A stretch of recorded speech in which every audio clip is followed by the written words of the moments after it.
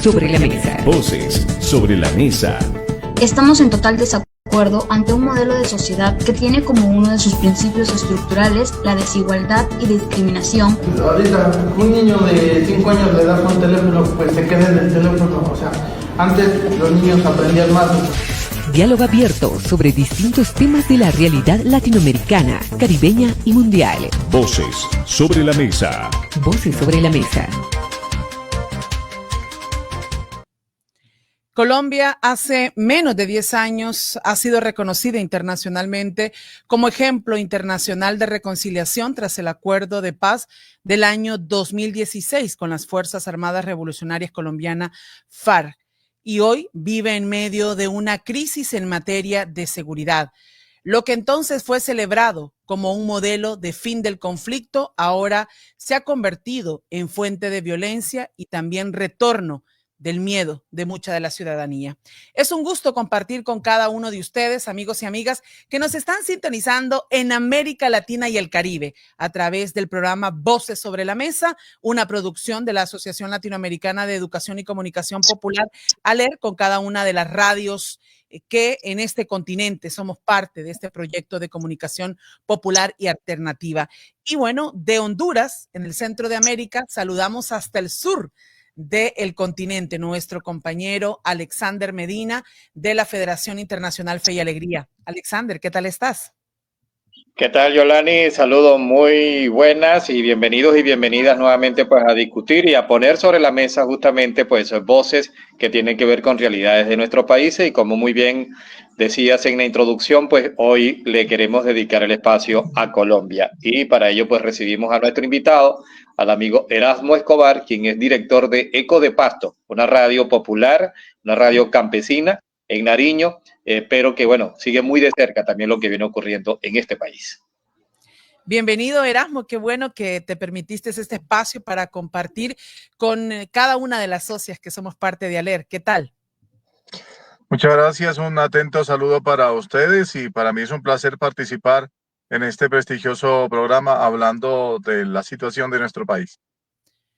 Bueno, decías, Alexander, que Erasmo es periodista. Si te tocara describir en un titular la actual situación de Colombia, ¿cuál colocarías, Erasmo? Bueno, es muy del país en orden público, ¿no? Entonces yo diría que el titular, crisis de seguridad en Colombia. Y en ese sentido, Erasmo, ¿qué ha venido pasando en Colombia? Hay casos muy sonados, digamos, la herida y luego la muerte del senador Miguel Uribe, pero también ha habido atentados, ha habido explosiones. Pero ¿cómo está la seguridad de ustedes, los colombianos?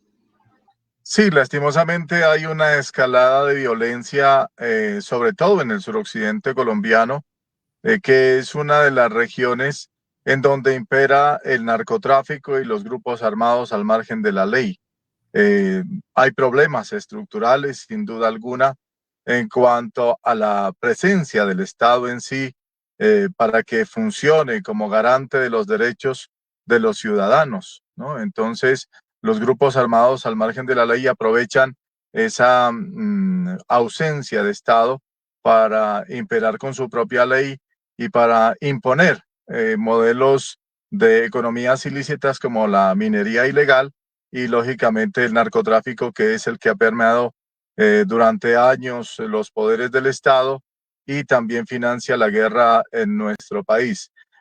Como ustedes lo han anotado, pues en estos días ha habido una nueva escalada violenta en Colombia, con atentados, por ejemplo, como a la base aérea Marco Fidel Suárez en la ciudad de Santiago de Cali, una de las principales ciudades del país. También, lastimosamente, en la vía panamericana, que es una vía internacional, en los puntos que conectan al departamento de Nariño con el Cauca, también se ha registrado actos de violencia, ataques a la fuerza pública como la Policía Nacional en Amalfi, Antioquia, y lógicamente el departamento de Nariño, que es donde estamos actualmente, pues no se libra de esta situación. Acá los líderes sociales y las personas que trabajan con comunidades, están en constante asedio, tanto de grupos al margen de la ley como también de otros actores que interpretan el trabajo social como un peligro. Erasmo, esta situación de llegar el año 2016 a celebrar no únicamente Colombia, América Latina, el mundo, estos acuerdos de paz, ¿qué detonó con el actual momento? ¿Es únicamente responsabilidad del gobierno de Gustavo Petro o hay responsabilidades también de administraciones anteriores en seguimiento a lo poco avanzado desde el 2016 hasta la actualidad? Sí, muchas gracias por la pregunta. Mire, lo primero es que como ciudadanos de Colombia preferimos siempre al excombatiente, a la persona que por su ideología, por su lucha, tomó las armas y luego se reincorporó a la vida civil. Lo preferimos en la vida civil, haciendo proyectos productivos, luchando por sus comunidades y cambiando entornos, porque pues la violencia solo genera más violencia. Pero yo creo que el mismo proceso de paz del 2016 estuvo fracturado por una simple y sencilla circunstancia. No se han atacado los problemas estructurales que tienen en violencia Colombia, en atraso también en algunas regiones, ya lo decíamos, en las zonas de frontera. Es muy distinto estar desde el Valle del Cauca hacia el interior del país que vivir o convivir con estas situaciones anómalas de desigualdad, de inequidad en los departamentos de Cauca, Nariño, Putumayo, en el Amazonas, donde no hay realmente una oportunidad para la gente en cuanto a vida digna, a empleos dignos y lógicamente a progreso. Por ejemplo, nuestro departamento de Nariño tiene una sola vía de conexión con el resto del país, que es la Panamericana, y cuando ésta se tapona por protestas de las comunidades indígenas o de los campesinos, pues quedamos incomunicados. Entonces, cuando hay ese tipo de problemas estructurales a los que no se les ha puesto el ojo, como decimos nosotros aquí en Colombia, pues lógicamente cualquier proceso de paz que se lleve a cabo tiende a fracasar. Entonces, también hay una responsabilidad de los gobiernos anteriores en ese sentido, pero en este gobierno de Gustavo Petro de pronto se ha visibilizado más esa situación por una simple situación, y es que los grupos armados al margen de la ley se han fraccionado en pequeños grupos que se llaman disidencias, y estos están entre ellos disputándose el poder del negocio del narcotráfico y la minería ilegal, y eso ha llevado a una escalada de violencia inusitada en estos días. Hay facciones de estas antiguas FARC que hoy por hoy están enfrentados entre ellos, también está en ese sentido el ELN y lógicamente las fuerzas del Estado que entran a contener esa violencia, pero es el campesino, el habitante de la zona rural el que queda en medio de estos conflictos. Ahora, pareciera que también la clase política y la clase gubernamental no han sabido responder también a las demandas, ¿no?, de la sociedad colombiana. Y en el gobierno de Iván Duque, el que precedió pues, justamente al de Gustavo Petro, hubo años, por ejemplo en el 2021, bastante movidos a nivel de manifestaciones, de exigir reivindicaciones, los transportistas, los sindicatos, estaba en vilo también la seguridad social, los programas de salud. Entonces pareciera que aunque se aplacaron un poco, se instalaron mesas de diálogo, de conversación, de negociación, pues ese estamento gubernamental no terminó de responderle a la sociedad colombiana en lo que demandaba, sobre todo en lo que llamamos reivindicaciones en términos de derechos ciudadanos. Efectivamente, por eso hablamos de una ausencia del Estado, la institucionalidad que tiene que cumplir con unos deberes y unas funciones, pues en ciertas regiones del país no ha hecho lo que tiene que hacer. Este es un Estado con una burocracia muy amplia, pero con una eficiencia muy poca. En este gobierno, por ejemplo, uno de los grandes debates fue la creación del Ministerio de la Igualdad, regentado en su primera instancia por la vicepresidencia Francia Márquez, pero con muy poca ejecución. Y ese modelo de Estado que tenemos precisamente ha venido replicándose por décadas y hace que se solucione en alguna manera el problema de desempleo en las ciudades, pero en los campos realmente la inversión social, el cuidado que debe tener el Estado de sus ciudadanos es muchas veces ausente o muy precario. Entonces, por ejemplo, el tema de educación, un profesor para 50 alumnos en todos los grados de primaria y de bachillerato, en zonas apartadas del país, en donde no hay pupitres, en donde no hay tableros, en donde no hay un material pedagógico que les pueda servir a estos chicos para salir adelante, pues los convierte en caldo de cultivo de estos grupos al margen de la ley que los reclutan, aún siendo menores de edad. Entonces, también la clase política tiene una responsabilidad en cuanto a la ejecución de programas sociales, a políticas públicas que estén orientadas no a beneficiar ciertos intereses políticos e ideológicos, sino a la comunidad en sí.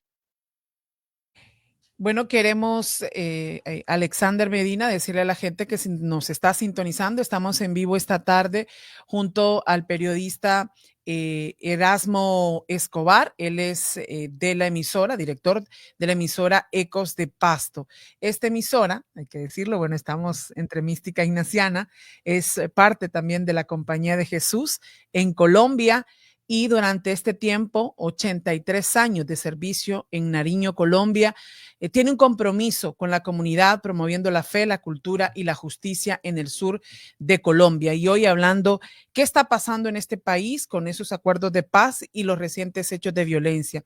Yo consultar desde este lado del continente, Erasmo, se escucha mucho y se ha dado seguimiento a ese juicio que se le sigue al señor Álvaro Uribe Vélez, muy conocido en esta región y que ha hecho muchos también pactos con gobiernos en esta región centroamericana.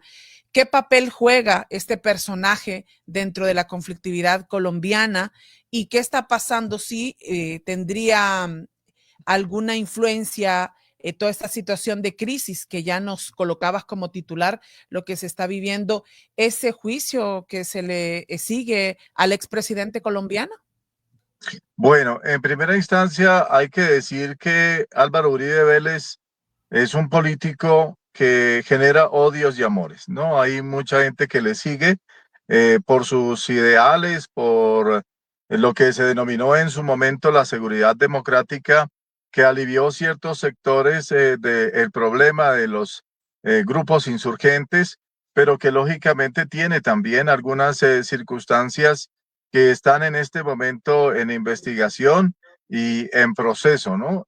Pero es uno de los personajes que mueve los hilos de la política en el país y que hace parte de esa polarización que le hace tanto mal a Colombia. Incluso, pues con el mismo presidente Gustavo Petro hay esa polarización y eso es lo que quizás no nos ha dejado a nosotros como colombianos apartarnos de esa historia triste que tenemos. Llevamos 200 años, 215 años de vida republicana y no hemos aprendido a solucionar los conflictos de manera pacífica, porque de esos 215 años hubo un periodo oscuro que se llamó la Patria Boba, que pelearon pues entre el libertador y el hombre de las leyes, Simón Bolívar y el general Santander, pelearon entre ellos y se fundaron pues los partidos que causaron muchas muertes, mucho desplazamiento, eso a nivel histórico, y eso se va replicando con el tiempo,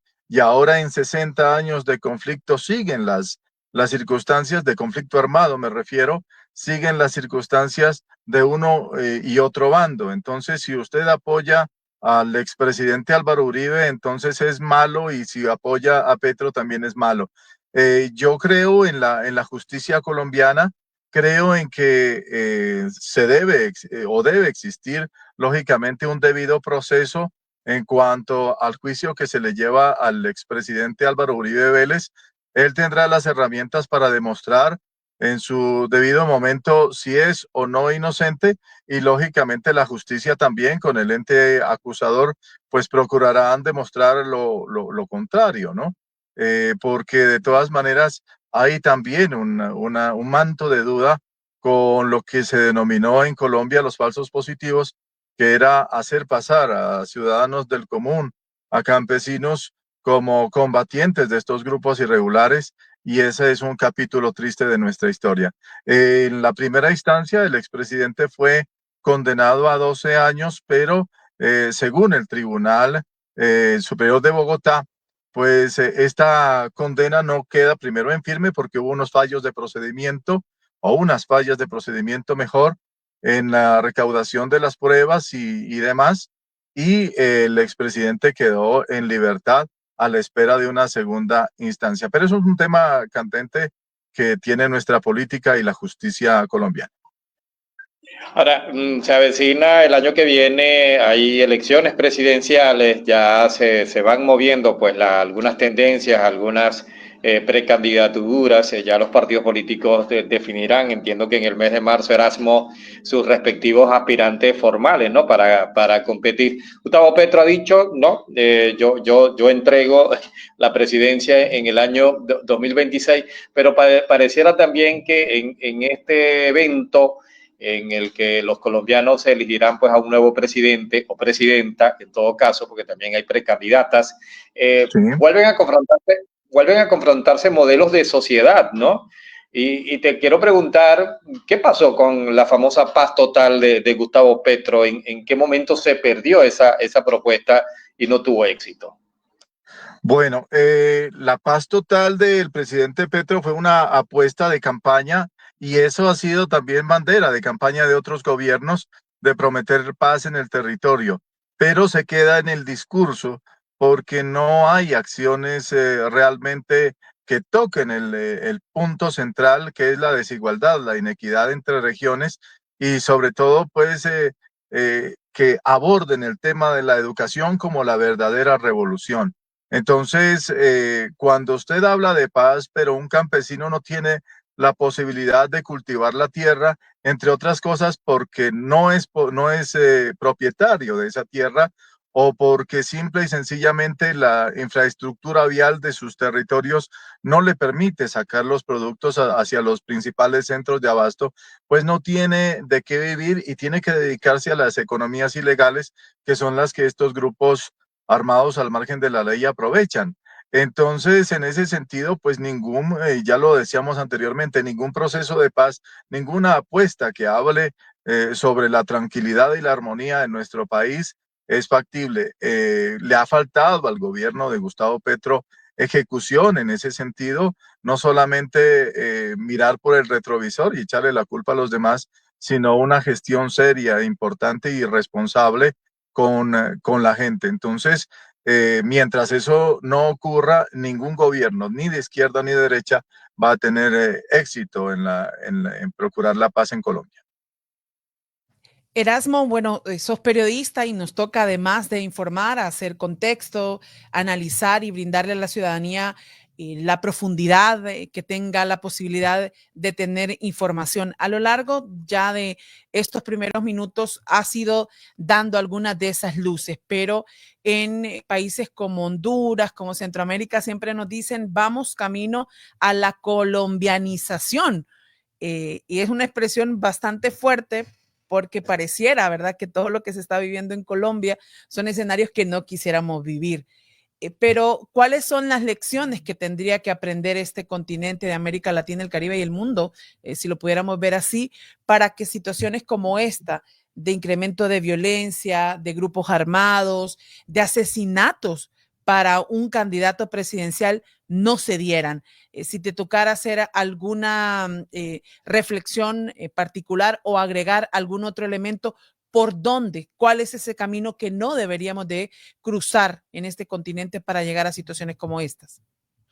Bueno, yo creo que la lección de vida para nosotros los colombianos y para América Latina es que ninguna lucha armada genera buenos resultados. Cuando usted empuña un arma para hacerle daño a otra persona, lo que genera es más violencia. Tenemos en el mundo ejemplos de hombres y mujeres que han luchado por sus países, por sus territorios en paz. Y eso es lo que debemos hacer nosotros. Yo creo que desde los medios de comunicación también nos asiste una responsabilidad de llamar a la gente a la calma, a la reflexión, a luchar por sus territorios produciendo, tratando de... Nosotros acá tenemos una costumbre muy bonita en Nariño que es la minga, que es unirse el pueblo en sí para sacar, por ejemplo, obras de infraestructura, para educar a los pequeños, para rescatar tradiciones, cultura, la música, en fin, hacerlo desde nuestro propio entorno para poderlo transformar. Pero en sí, por ejemplo, ustedes decían ese término colombianización como una referencia a algo negativo, algo de violencia, y ese es un estigma que cargamos los colombianos cuando salimos a otros lugares del mundo y lógicamente pues acá decimos también, los buenos somos más, somos 55 millones de colombianos. Si acaso póngale usted que no llegan a los 500.000, 600.000 los combatientes en los diferentes grupos armados al margen de la ley o los actores del conflicto y son los que ellos manchan el nombre del país. Yo creo que la mejor revolución, y ya lo dije hace un momento, es la educación, es la capacitación de la gente libre de la ideología política que te encasilla en un bando o en otro. Es darle las herramientas a la población y sobre todo a las nuevas generaciones para que sean críticos de su propia realidad y transformadores de su entorno. La educación es el camino y la revolución tiene que hacerse en paz. Nelson Mandela, por ejemplo, él estuvo mucho tiempo en la cárcel, pero él no echó un solo tiro ni tampoco persiguió a quienes le hicieron daño. Jesús de Nazaret, el hombre que partió la historia en dos, jamás fue un hombre violento, hizo las cosas que tenía que hacer y fue guardián de la verdad y también es ejemplo de ese cambio de mundo y cambio de vida que tenemos que hacer nosotros. Hay un tema, ya estamos en los minutos finales, pero hay un tema que no podemos obviar en esta conversación contigo y es el tema Venezuela, que bueno, somos dos países hermanos, Venezuela, Sí. Colombia. Con todo lo que está ocurriendo también pues en esa zona fronteriza, con lo que de alguna manera Nicolás Maduro y Gustavo Petro adelantaron hace algunas semanas atrás la creación de una zona binacional, bueno, que ha sido, pues, en todo caso, también bien cuestionada esa fórmula con todo lo que está ocurriendo a lo interno de Venezuela, pero que tiene su impacto en Colombia. ¿Cómo lo están viviendo ustedes? ¿No? ¿Qué cosas están recibiendo ustedes? ¿Cómo lo interpretan allá en Colombia? Bueno, en el lugar donde estamos, realmente estamos bastante apartados de la frontera con Venezuela. Estamos al otro lado del país, pero somos una comunidad de acogida de migrantes venezolanos, de tal manera que hemos trabajado con ellos, con el Servicio Jesuita Refugiados, varios temas, sobre todo resaltando algo que se llama historias con sabor a vida, que son los migrantes que han venido a hacer empresa, a generar también buenas condiciones de vida para sus familias. Pero de todas maneras, yo creo que en primer lugar los venezolanos merecen regresar a su tierra, merecen verla grande y el progreso de sus familias. Hay que cambiar lógicamente algunas de esas políticas y todo lo que ocurra con Venezuela le afecta a Colombia. Somos países hermanos que comparten historia, que comparten cultura y muchas otras cosas. El comercio, por ejemplo, en la ciudad de Cúcuta se ve bastante afectado por la situación y la incertidumbre que en este momento está viviendo Venezuela. Pero sí, yo creo que en ese sentido, una transición del régimen hacia un gobierno, pues sería positiva y beneficiosa, teniendo en cuenta que en todo estado debe haber un equilibrio de poderes. Y yo creo que en Venezuela, según lo que nosotros hemos escuchado de las personas que migran, pues las condiciones de vida no son las mejores y hace mucho tiempo el equilibrio de esos poderes del Estado se rompió. Entonces hacemos oraciones, votos, porque el pueblo venezolano pueda de alguna manera solucionar sus inconvenientes, hacer una transición tranquila a un gobierno que sea garante también de la oposición y que juntos puedan construir un país libre.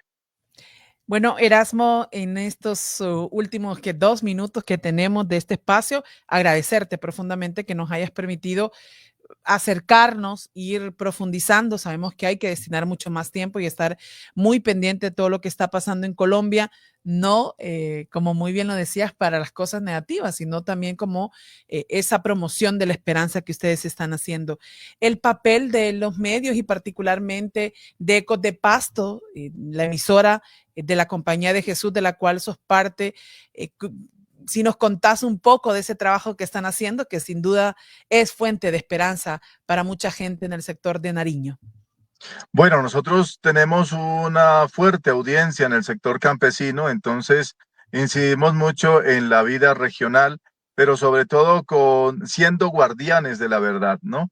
Es decir, cuando hay cosas positivas, por ejemplo, de la política regional, nosotros estamos allí exaltando esas labores, pero cuando hay errores también servimos de puentes entre la comunidad y las autoridades para generar espacios de solución a las problemáticas de nuestro territorio. Sabemos que no podemos hacer de todo y solucionar todos los problemas estructurales de nuestra región, pero aportamos un granito de arena desde el periodismo para transformar ese territorio y generar procesos de paz como el que está en este momento la gobernación de Nariño encaminando con uno de los grupos armados ilegales, con el cual van en buen paso, y creo que es una apuesta importante a tener en cuenta la paz regional, no la paz total, sino la paz regional construida con las comunidades, con los actores que están en conflicto en estas regiones para que realmente se pueda dar un cambio. Erasmo Escobar, muchísimas gracias por hacernos comprender un poco más. Por supuesto, faltó mucho más tiempo, pero para acercarnos desde ALER también, desde este Voces sobre la Mesa, pues de lo que ustedes en Colombia están viviendo. De verdad que te mandamos un gran abrazo y muy amable. No, muchísimas gracias a ustedes por la invitación y siempre estamos dispuestos a aportar y lógicamente también a visibilizar los buenos procesos que se están llevando a cabo en Colombia. Y bueno, que sepan que desde las radios, ¿verdad?, de la compañía, desde esta Asociación Latinoamericana de Educación y Comunicación Popular, tienen esos aliados para seguir promoviendo una educación en favor de los derechos humanos, en favor de la dignidad humana. Erasmo, él nos acompañó desde la emisora Ecos de Pasto en Colombia, y por supuesto agradecerles a cada uno de ustedes, Alexander Medina, que ha estado pendiente de este Voces sobre la Mesa, que por ejemplo en vivo estamos sonando cada tarde de viernes a través de las frecuencias de Radio Progreso, pero que sabemos que cada una de las radios, de las socias de ALER, lo retransmite y está pendiente de las redes sociales. Hasta la próxima, Alexander. Bueno, agradecemos a Alexander Medina. Estamos con el tema de las conexiones que estamos realizando en este espacio de Voces sobre la Mesa. Les invitamos a estar pendientes del www.aler.org. Allí encontrarán esta y otras entrevistas para profundizar sobre la realidad de América Latina y el Caribe. Hasta el próximo viernes. La Asociación Latinoamericana de Educación y Comunicación Popular, ALER, presentó Voces sobre la Mesa. Voces sobre la Mesa. Estamos en total desacuerdo ante un modelo de sociedad que tiene como uno de sus principios estructurales la desigualdad y discriminación. Ahorita un niño de 5 años le das un teléfono, pues se queda en el teléfono. O sea, antes los niños aprendían más. Diálogo abierto sobre distintos temas de la realidad latinoamericana, caribeña y mundial. Voces sobre la Mesa. Voces sobre la Mesa.